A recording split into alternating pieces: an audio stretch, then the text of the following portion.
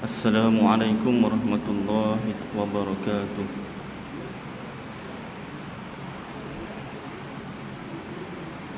Bismillahirrahmanirrahim.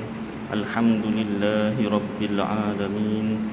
Wassalatu wassalamu ala ashrafil anbiya'i wal mursalin wa ala alihi wa sahbihi wa man tabi'ahum bi ihsanin ila yaumiddin. Amma ba'd. Alhamdulillah, yang berusaha Tuan Pengerusi Masjid, yang berusaha Tuan Timbalan Pengerusi Masjid, yang dihormati barisan AJK Masjid, Tuan-tuan Imam, Tuan-tuan Bilal, Tuan-tuan Haji, Puan-puan Hajah, Muslimin Muslimat yang dirahmati Allah Subhanahu wa ta'ala. Alhamdulillah, syukur kepada Allah Subhanahu wa ta'ala kerana takdir Allah yang sejak azali Allah ta'ala zahirkan.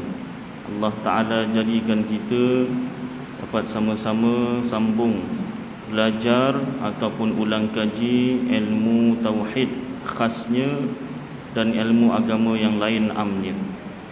Seperti biasa, kita akan mulakan dengan wirdul Imam Ali ibn Abi Bakr As-Sakran.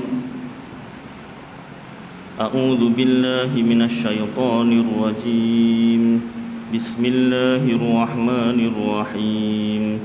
Allahumma inni ihtattu bidarbillah tuluhu ma sya'allah kufluhu la ilaha illallah babuhu Muhammadur Rasulullah sallallahu alaihi wasallam saqafuhu la hawla wa la quwwata illa billah al-aliyyil azim ahata bina min bismillahirrahmanirrahim alhamdulillahi rabbil alamin arrahmanirrahim maliki yaumiddin iyyaka na'budu wa iyyaka nasta'in ihdinas siratal mustaqim siratal ladzina an'amta 'alaihim ghairil maghdubi 'alaihim waladdallin amin.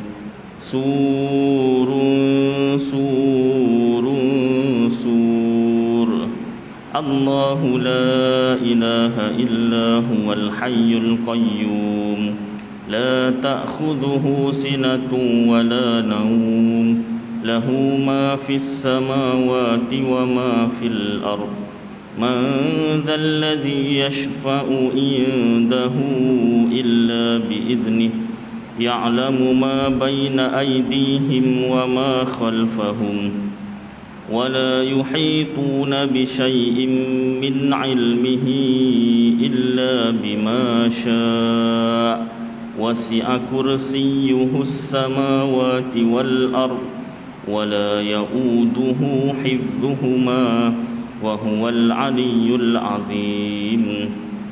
بنا استدارت كما استدارت الملائكة بمدينة الرسول بلا خندق ولا سور من كل قدر مقدور وحذر محذور ومن جميع الشرور تتروسنا بالله تتروسنا بالله تتروسنا بالله من عدونا وعدو الله من ساك عرش الله إلى قاع أرض الله بمئة ألف ألف ألف لا حول ولا قوة إلا بالله العلي العظيم.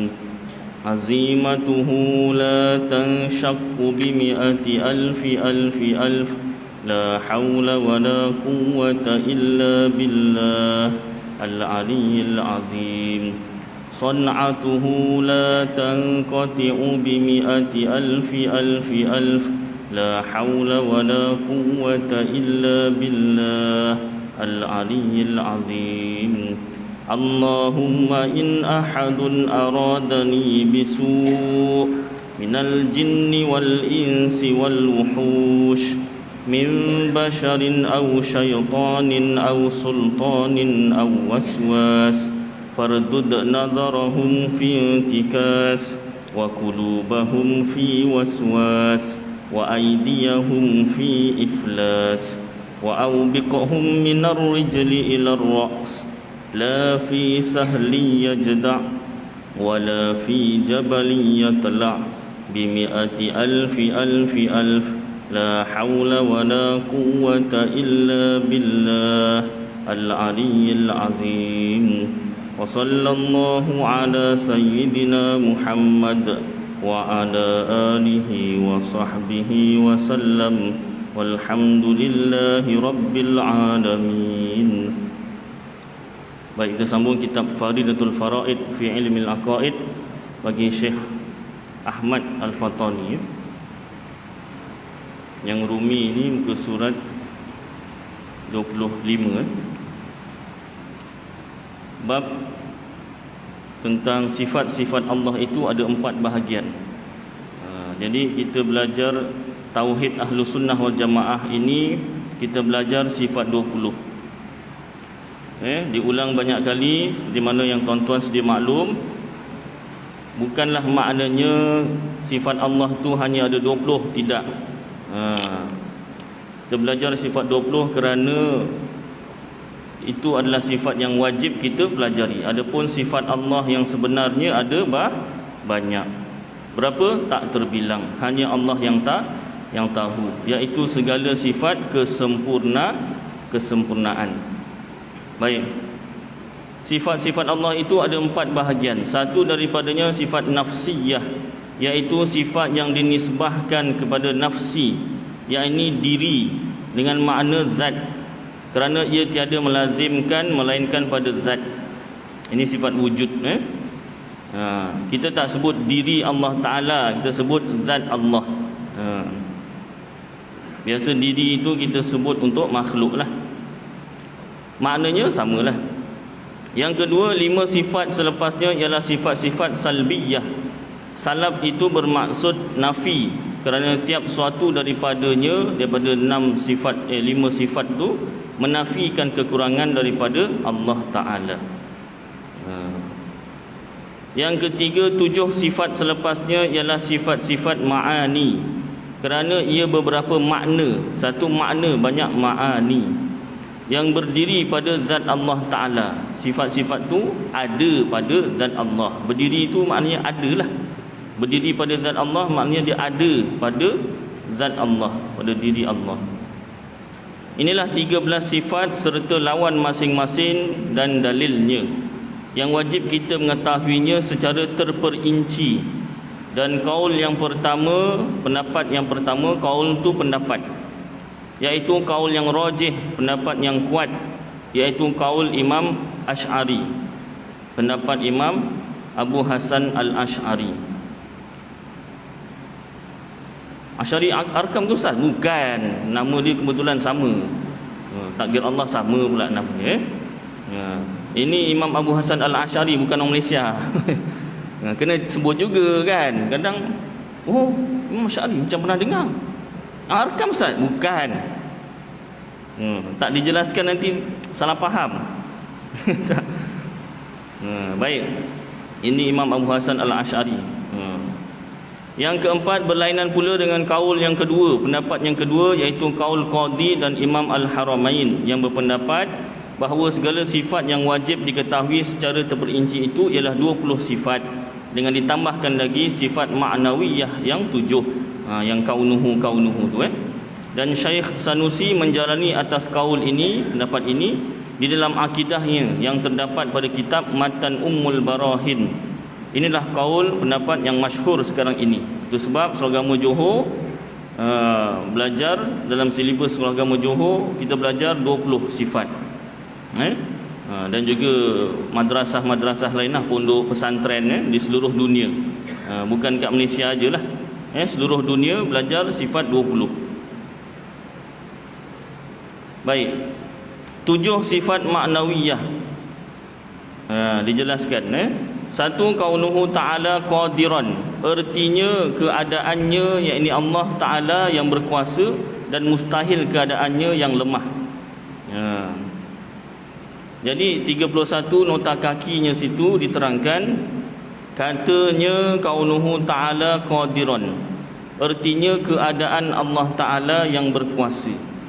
Anda hendaklah mengetahui bahawa bagi kaul ini, pendapat ini, yang dibilangkan sifat itu ialah kaunuhu qadiran, bukannya qadiran tanpa kaunuhu. Kerana qadirun itu zat yang bersifat dengan kudrat, ia bukannya sifat. Demikianlah dikatakan kepada yang baki 6 sifat itu.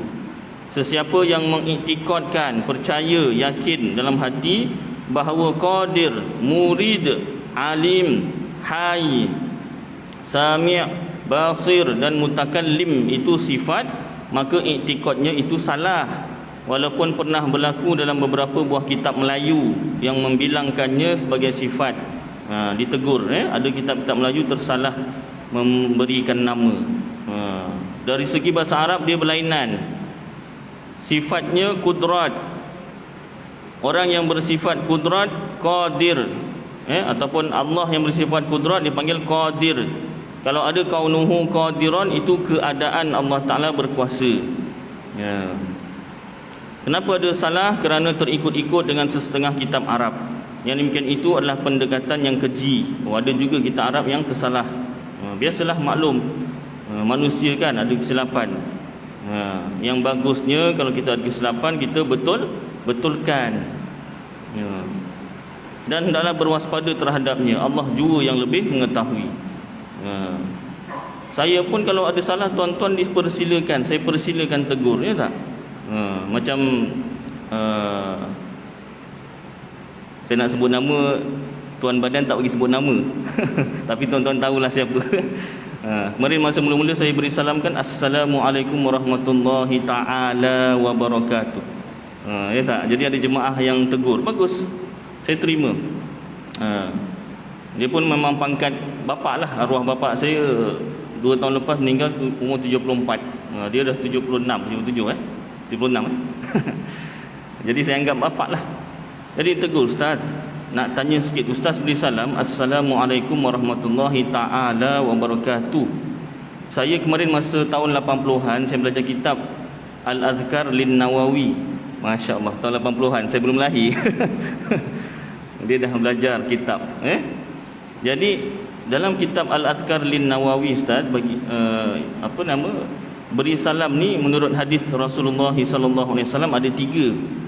Satu, Assalamualaikum. Yang kedua, Assalamualaikum warahmatullahi. Yang ketiga, Assalamualaikum warahmatullahi wabarakatuh. Tapi Ustaz dia tambah ta'ala tu. Jadi 2 minggu lepas tu saya jawab juga. Dalam kitab Ta'limul Muta'alim Tariqat Ta'alum bagi Syekh Zarnuji, Imam Abu Hanifah Imam Abu Hanifah apabila mendapat ilmu, sesuatu ilmu, dia menyebutkan Alhamdulillahi Ta'ala. Ditambahkan Ta'ala pada Alhamdulillah. Jadi guru saya, dia tak tambahkan pada Alhamdulillah, dia gunakan kaedah kias tapi tambah pada beri salam. Jadi ditambahkan Assalamualaikum warahmatullahi ta'ala wabarakatuh. Itu dalilnya lah. Jadi teguran yang begitu saya suka. Kenapa? Sama-sama kitab. Saya berbesar hati untuk ditegur, tapi syarat, ada syarat pula tu. Syaratnya mesti berkitab. Kenapa? Pasal saya bawa kitab. Jadi tegurannya mesti berkitab juga. Jadi apa nama ni, kalau teguran tanpa kitab, saya terima gitu ajalah, dengar ajalah. Yelah. Tapi saya tak akan cakap betul, takut salah. Tak akan cakap salah, takut betul. Pasal dia tak sebut kitab, mungkin dia pun dengar daripada entah mana-mana kan. Jadi saya tawakuf dekat situ. Tapi kalau macam jemaah gitu tegur dengan kitab, saya terima, saya pegang terus, ya tak? Allahu Akbar. Sayyidina Umar masa jadi khalifah pun disuruh tegur dengan pedang. Ya tak? Saya janganlah tegur dengan pedang pula. Minggu depan tak datang terus. Tuan-tuan tengok pakai pedang, tak maaf lah. Inilah kali terakhir. Baik. Sambung Jadi kitab ni menegur, ada kitab, setengah kitab tersalah istilah. Walaupun dari segi istilah saja salah, tetapi salah tetap salah. Kecil macam mana pun salah tetap salah. Baik. Yang bagusnya kita perbaiki. Kalau kita ada kesilapan tak sama seperti mana dalam kitab, akidah kita, keyakinan kita, kepercayaan kita dalam hati selama ni ada yang tak sama dengan kitab, taubatlah, ikutlah kitab. Ya tak? Kenapa kena ikut kitab? Dah banyak kali saya sebut. Sebab kita tak jumpa Rasulullah SAW, tak jumpa sahabat-sahabat radhiyallahu anhum ajmain, tak jumpa tabi'in, tak jumpa tabi'ut tabi'in. Jadi macam mana nak tahu ajaran sebenar yang betul-betul pure? Semua orang mengaku betul kan? Seperti mana orang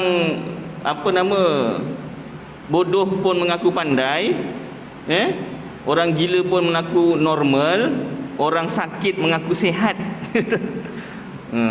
Awak ada positif tak ni COVID-19? Tak, saya sihat.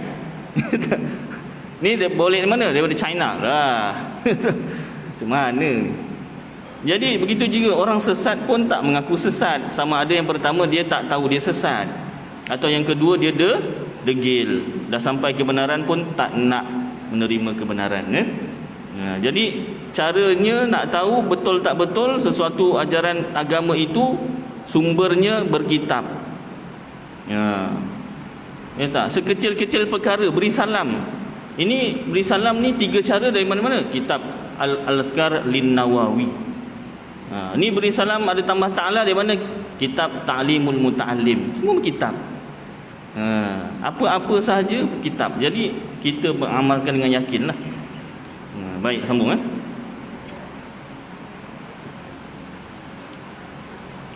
baik. Kita ditegur, kita terima. Artinya keadaannya, yakni Allah Ta'ala yang berkuasa, dan mustahil keadaannya yang lemah. Dan makna keadaannya Allah Ta'ala yang berkuasa itu ialah sifat kudrat berdiri pada zatnya Ta'ala atas kaul pendapat yang pertama, dan sesuatu kelakuan menengahi antara maujud dan ma'dum, antara ada dan tiada, yang melazimi, yakni wajib bersama sifat kudrat bagi kaul yang kedua, pendapat yang kedua. Dan demikianlah dikatakan pada 6 sifat yang berikut. Baik, yang kedua, kaunuhu ta'ala muridan, artinya keadaannya, yakni Allah yang maha menghendaki. Mustahil ada sesuatu dengan keadaan ketiadaan kehendaknya. Ada tak sesuatu dalam dunia ni bukan kehendak Allah? Ada ustaz, apa dia? Benda-benda yang buruk, benda-benda yang keji, benda-benda maksiat, benda-benda kufur. Jawab dengan confident. Kalau belajar kat universiti, antara perkara yang dia ajar, jawab mesti confident. Betul salah nombor 2. Itu ada bagusnya lah untuk membina keyakinan diri. Tapi yang dari segi agama ada tak bagusnya. Ya tak? Betul ke salah nombor 2. Yang betul mesti confident. Itu ada tak? Ada kurang sikit dari segi agama, jangan. Dari segi agama yang pertama mesti betul dulu.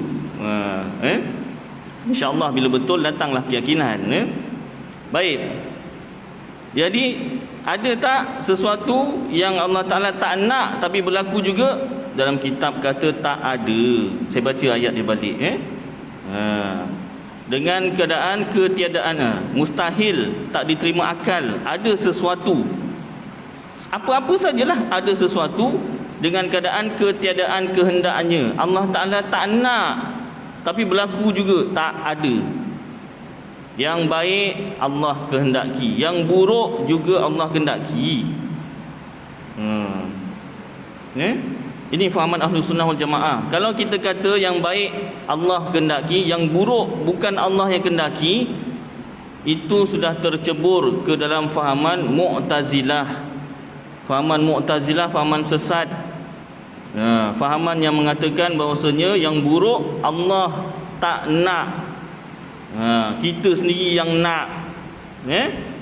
Itu sebab kalau ayat tuan-tuan, yang baik daripada Allah, yang buruk daripada kelemahan diri saya sendiri, itu kena terangkan.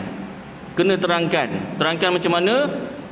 Kena terangkan bahawasanya dan yang baik tuan-tuan, yang baik dan buruk daripada Allah Ta'ala, tetapi sebagai sandaran adab.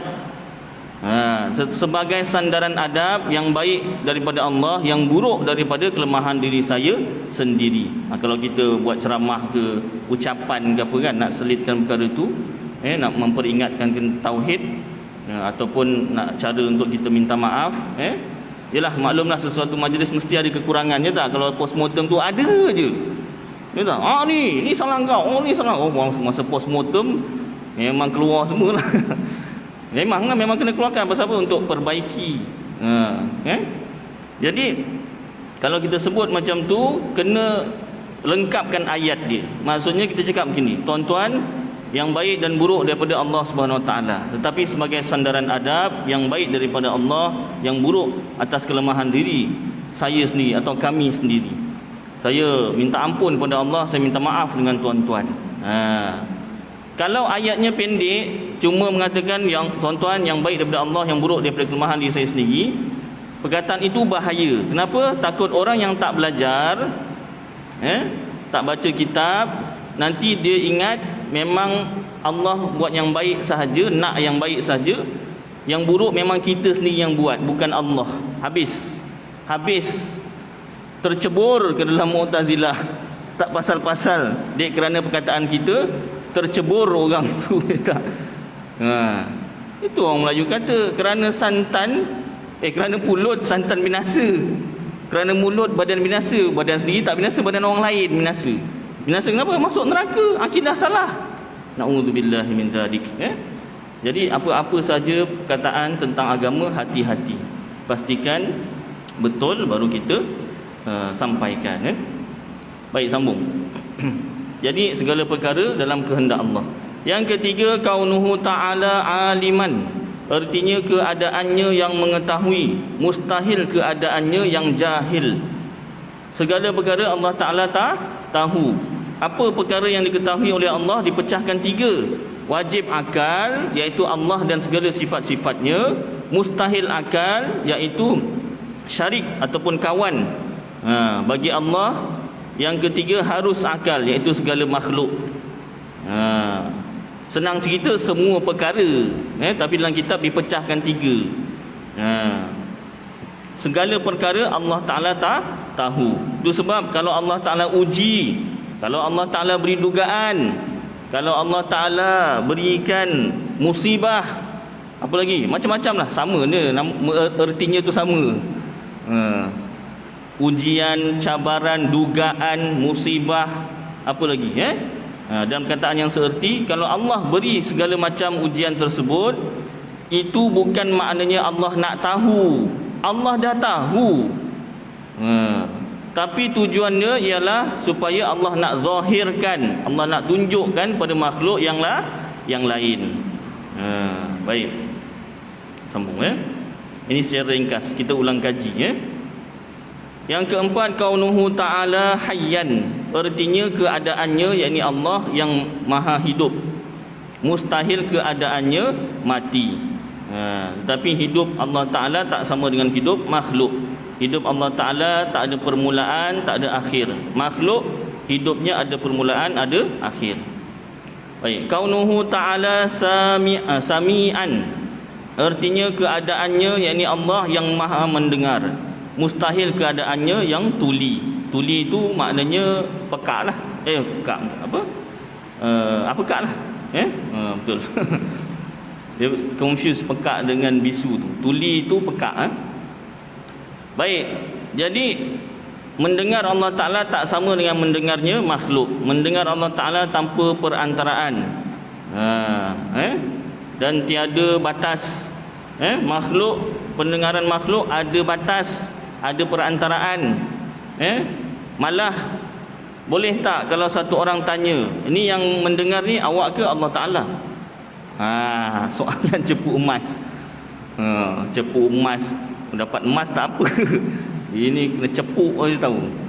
Baik, soalan, boleh tak kita tanya, siapa yang mendengar ni, awak ke, makhluk ke, Allah Ta'ala? Nak jawab makhluk, makhluk ada kuasa ke? Kata makhluk tak ada kuasa. Nak kata Allah Ta'ala, awak Allah Ta'ala ke? Mana nak jawab ni Ustaz? Jawapannya soalan tu salah. Jawapannya soalan tu salah. Tak boleh menanya adakah makhluk yang mendengar ataupun Allah yang mendengar. Tak boleh, soalan tu tak kena. Kenapa? Sebab zahir pandangan mata kasar seolah-olah makhluk ni boleh mendengar melalui perantaraan telinga, ada gelombang dan sebagainya. Tetapi pada hakikat Allah Ta'ala lah yang jadikan telinga, Allah Ta'ala yang jadikan gelombang, dan Allah yang mendengarkan. Sampaikan maklumat pendengaran tu, bunyi tu kepada otak kita tu Allah Ta'ala yang sampaikan maklumat tu. Kita belajar sains ada gegendang telinga lah, ada apa benda tiup, apa benda saraf sebagainya. Bunyi itu sampai masuk kat telinga, maklumat ni sampai kat otak. Tu sebab kita mendengar dari segi sains kan.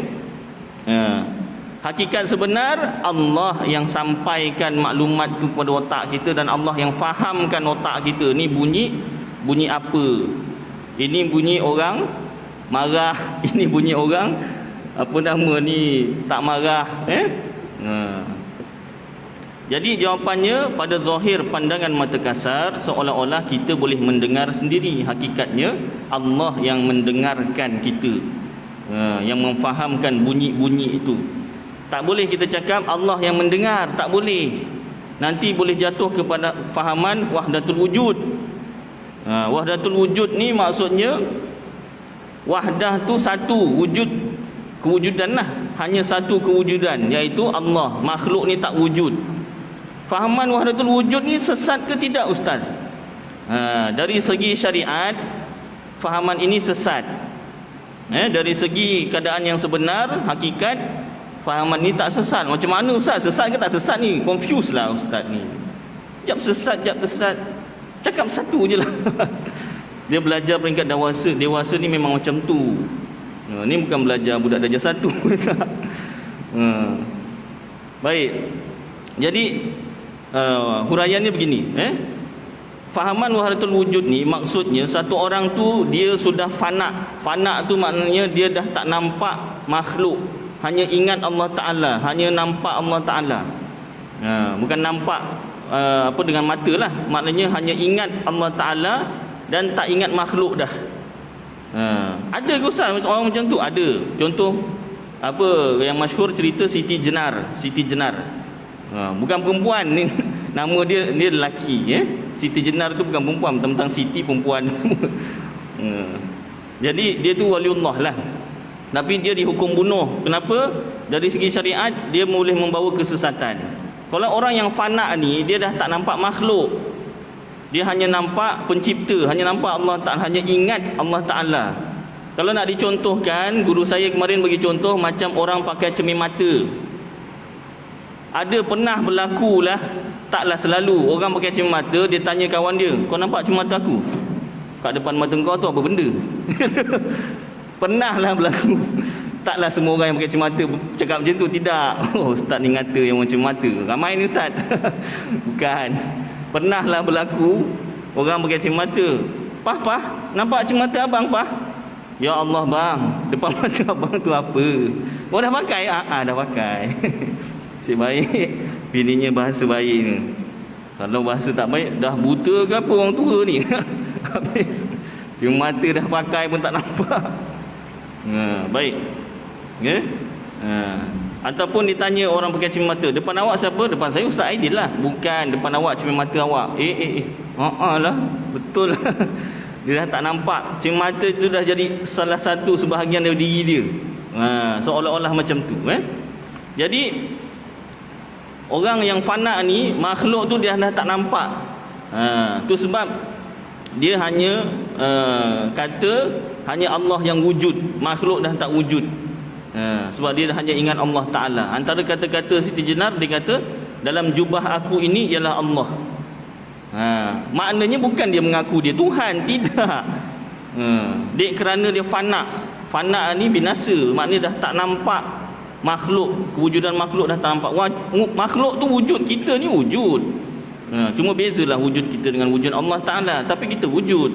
Wahdatul wujud ni dia dah kata makhluk dah tak wujud. Dari segi hakikat di sisi Allah Ta'ala, dia tu beriman, terlalu asyikkan Allah Ta'ala, waliullah lah. Tapi dari segi syariat, orang yang betul-betul macam ni wajib dihukum bunuh. Pasal apa? Nanti orang lain yang tak fana, dia salah faham. Kalau orang yang wahdatul wujud betul-betul dia fana ni, kena hukum bunuh pun dia tak kisah. Awak ni wahdatul wujud, awak kena hukum bunuh ni, dia angguk aja, diam aja, dia pun tak kisah. Tak. Tapi kalau orang yang olok-olok fana, ni awak wahdatul wujud ni, awak kena hukum bunuh. Mana boleh? Tak boleh. Ini main-main ni, bukan fana betul-betul. Ini fana main-main, olok-olok, nak kena hukum bunuh, takut. Orang betul-betul waliullah fana tak takut bunuh. Baik. Itulah jawapannya. Jadi kita tak boleh cakap yang mendengar ni ialah Allah Ta'ala. Tidak. Pada zahir pandangan mata kasar, seolah-olah kita boleh mendengar sendiri, ada kuasa mendengar sendiri. Hakikatnya Allah yang mendengarkan kita. Baik, yang keenam, kaunuhu ta'ala basiran, artinya keadaannya, yakni Allah yang maha melihat. Mustahil keadaannya yang buta. Allah Ta'ala melihat Allah Ta'ala tak melalui sebarang perantaraan, tidak melalui perantaraan, tak sama dengan makhluk. Adapun makhluk kena ada perantaraan, mesti ada mata. Kadang ada mata pun tak nampak, mesti ada cahaya. Kalau blackout tak nampak, tutup kitab, tangguh kuliah. Ya tak? Baik. Yang ketujuh, kaunuhu ta'ala mutakalliman, artinya keadaannya, yakni Allah yang berkata-kata. Mustahil keadaannya yang bisu. Allah Ta'ala berkata-kata tak sama dengan makhluk, tak ada mula, tak ada akhir, tak berhuruf, tak bersuara. Dan Allah sentiasa berkata-kata. Macam mana? Jangan difikirkan. Makhluk berkata-kata ada perantaraan. Pada zahir pandangan mata kasar, seolah-olah kita boleh melihat sendiri, boleh berkata-kata sendiri. Hakikatnya Allah yang nampakkan, Allah yang gerakkan kita boleh berkata-kata. Saya kena cakap selalu tuan-tuan, sebab supaya kita fahaman ahlu sunnah wal jamaah yang sebenar. Ringkas cerita, ahlu sunnah wal jamaah ni, salah satu poin pentingnya, pada zahir pandangan mata kasar, seolah-olah makhluk ada kuasa sendiri, seolah-olah makhluk ada pilihan sendiri. Hakikat sebenar, kejadian yang sebenar, Allah yang tentukan kehendak kita baik atau buruk, dan Allah yang gerakkan perbuatan kita sama ada baik atau buruk. Itu ahlu sunnah wal jamaah. Itu yang paling ringkas, yang mudah difaham. Fahaman yang lain, contoh Mu'tazilah tadi, dia kata sebahagian perkara ada yang Allah yang jadikan, iaitu perkara baik. Perkara buruk kita sendiri yang buat. Ataupun sebahagian lagi Mu'tazilah kata Allah ada beri pinjam kuasa pada kita, Allah ada beri pilihan kepada kita. Itu Mu'tazilah tuan-tuan. Mu'tazilah. Mana saya tahu? Kitab lah. Kitab. Satu lagi fahaman yang sesat juga, Jabariyah. Jabariyah ni tuan-tuan bukan fahaman orang malas, tidak. Malas atau rajin tu, itu bergantung pada hati dia sendirilah. Kepercayaan dia tak ada kena-mengena dengan dia punya kemalasan. Ada juga orang ahlu sunnah jamaah yang malas, dan ada juga yang rajin. Dan ada juga fahaman Jabariyah yang malas, dan ada juga orang yang berfahaman Jabariyah rajin. Jadi fahaman Jabariyah ni pula macam mana? Dia kata segala perkara Allah Ta'ala yang jadikan, yang baik ke yang buruk Allah Ta'ala yang jadikan. Itu macam fahaman ahlu sunnah jemaah. Ya, sama, yang itu dia sama. Baik dan buruk Allah yang jadikan tu dia sama dengan ahlu sunnah jemaah. Beza Jabariyah dengan ahlu sunnah jemaah tu, bila dia kata zahir syariat tak ada, dosa pahala tak ada, buat baik boleh, buat jahat pun tak apa. Sebab kalau buat jahat, mencuri, merompak, dan sebagainya, berzina, minum arak dan sebagainya, itu kan Allah Ta'ala yang tentukan kehendak kita, dan Allah Ta'ala yang gerakkan. Jadi mana dapat dosa? Tak? Mana masuk neraka? Dah. Jom. Itu sesatnya fahaman Jabariyah. Bila dia menafikan zahir syariat. Dia bukan orang yang malas. Ni saya tak nak kerja lah, Allah Ta'ala dah tentukan rezeki saya. Itu betul lagi. Tapi kalau dia kata alah, cari kerja nafkah ni tak wajib sebenarnya. Cari nafkah untuk keluarga ni tak wajib. Tak wajib lah, tak apa, kita tak buat pun tak apa. Tatkala tu boleh jatuh pada Jabariyah. Baik. Kena beza tuan-tuan sebab fahaman sesat bukan satu dua, bukan Wahabi sahaja, bukan Mu'tazilah sahaja, bukan Jabariyah sahaja. Rasulullah kata umatku pecah 73 golongan. Umatku tu maknanya yang mengaku Islam pecah 73, yang selamat hanya satu, Ahlus Sunnah wal Jamaah. Jadi yang baki yang tak selamat ada berapa? 72. Belajar sebab 20 tak habis-habis lagi. Tapi ada satu kitab namanya Tuhfatur Raghibin bagi Syekh Muhammad Rashad Al-Banjari. Dia senaraikan 72 golongan sesat tu. Ada rezeki nanti kita lalu. Baik, sambung. Dalil bagi sifat maknawiyah. Dalil bagi semua sifat ini, bagi kaul yang menyabitkannya, menetapkannya, adalah diketahui daripada segala dalil sifat ma'ani yang telah lalu. Sama dalilnya. Segala sifat ini dinamakan sifat maknawiyah kerana dinisbahkan kepada perkataan ma'ani. Kerana segala sifat ini melazimkan, memestikan sentiasa bersama sifat ma'ani. Itu sebab ada ulama yang kata wajib orang Islam belajar sifat 13 sahaja. Kenapa? Sebab bila Allah bersifat kudrat, berkuasa, dengan sendirinya keadaan Allah berkuasa, dan seterusnya macam tu. Tapi kita belajar juga sifat maknawiyah kaunuhu tu. Peringatan mengenai al-kaun. Anda hendaklah mengetahui bahawa al-kaun qadiran, al-kaun muridan dan al-kaun aliman, hingga akhirnya sekaliannya itu sabit, yakni tetap dengan tiada khilaf. Maka ia wajib bagi Allah Ta'ala dengan ijma' sepakat mazhab Ahlus Sunnah, Mu'tazilah, mazhab ulama' yang menyabitkan ihwal dan ulama' yang menafikannya. Mu'tazilah Ustaz? Ya, maknanya Mu'tazilah pun ada fahaman yang sama dengan Ahlus Sunnah, iaitu dari segi mengatakan Allah berkeadaan berkuasa, Allah keadaannya berkehendak. Itu sama. Tapi dia tu sesat ke tidak? Sesat. Ni cuma ulama' nak sebut. Mu'tazilah ada juga sama. Tapi kalau satu perkara dah sesat, dia dikira sesat. Dalam tauhid dia macam tu. Tak boleh satu dua salah, tak boleh. Kena 100% betul. Itu sebab seragama Johor, kalau antara subjek wajib nak naik darjah tauhid, tak 100% pun tak apalah. Kalau tak silap 80 gitulah kan.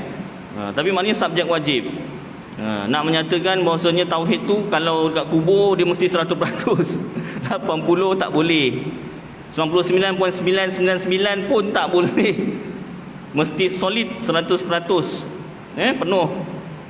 Tak boleh bercampur. Saya belajar sifat 20. Sifat tauhid 3 pun saya belajar juga. Tak boleh campur. Tak boleh. Perut aja kalau bercampur-campur makanan sakit kan. Makan itu, makan ini, makan ini, makan itu, campur semua sekali. Habis dah kalau rojak memang dicampur kan. Tapi rojak pun senang sakit perut juga kan. Ada kacang, ada itu, ada ini, sambal udang, memang sakit perut lah. Baik. Akidah jangan dicampur-campur. Sesungguhnya yang khilaf itu, yang bersalahan itu atau yang tak sama itu hanya pada keadaan beberapa sifat, sama ada ia lebih atau tiada atas segala sifat ma'ani itu. Bahkan ia perkara iktibar jua, andaian. Artinya ia beberapa perkara yang diiktibarkan pada fikiran jua, tiada di luar fikiran. Maka tatkala itu makna ingkarkan ihwal itu bagi mereka yang menafikannya adalah ingkar tentang lebihnya atas ma'ani, bukan mengingkarkan umpamanya. Umpamanya keadaannya Allah Ta'ala yang berkuasa pada asalnya lagi, kerana demikian itu menjadi kufur. Baik, ini huraian je, huraian. Baik, tajuk subtajuk yang seterusnya, menjadi kafir jika berlaku dua perkara. Yang pertama, mengingkar ihwal Allah Subhanahu Wa Taala, kerana bahawasanya ia perkara yang diijma'kan, sepakat, sekira-kira tiada wajib kita membilangkan secara tafsil, ini terperinci pada kaul yang rajih, yang kuat, dan wajib beriman dengannya kerana ia setengah daripada perkara kesempurnaannya. Boleh tak kita kata Allah Ta'ala keadaannya tak berkuasa? Tak boleh. Kita kena cakap Allah Ta'ala keadaannya berkuasa, sebab itu antara sifat-sifat kesempurnaan. Jadi insyaAllah tuan-tuan dah masuk isyak. Mudah-mudahan apa yang kita baca bersama jadi bermanfaat kepada saya dan tuan-tuan, kita amalkan dan sampaikan insyaAllah. Aqulu qawli hadha wa astaghfirullahal azim li wa lakum wa lisairil muslimina wal muslimat wal mu'minina wal mu'minat fastaghfiruh fa ya fawzal mustaghfirin wa ya najatat taibin. Wa sallallahu tabaraka wa ta'ala ala khairi khalqih sayyidina maulana Muhammad wa ala alihi wa sahbihi wa baraka wa sallam. Subhana rabbika rabbil izzati amma yasifun wa salamun alal mursalin walhamdulillahi rabbil alamin. Taqabbalallahu minkum.